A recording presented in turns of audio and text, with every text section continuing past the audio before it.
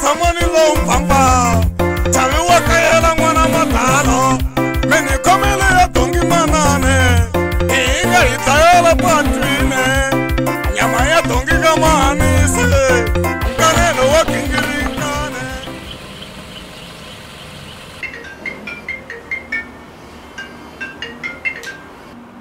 Shoki kasi ke la ko ta hlamba leti everything mfo itenta kuma la handle sweswi ena u kona la handle hi ri ni yimela mara mfo look 30 seconds huma hi famba sure until you figure Mandani wena vulavula na ma ni ra vulavula na mani ani vulavula na Khiba a vulavula na Khiba vulavula ku se ya ka verbal engineering na ya chana na maraji verbal engineering night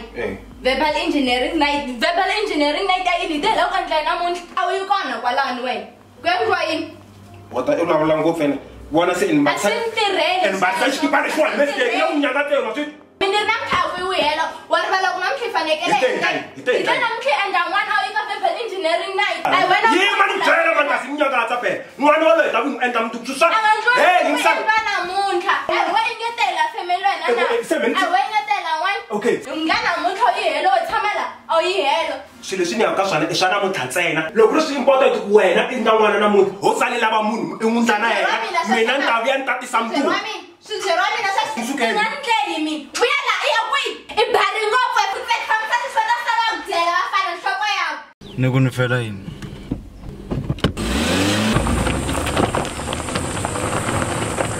Gabase akuna thikithi nga ta ri kuma gedeni langa thikithi aka Shoprite aka Complete Ticket aka Checkers South Africa hinkwayo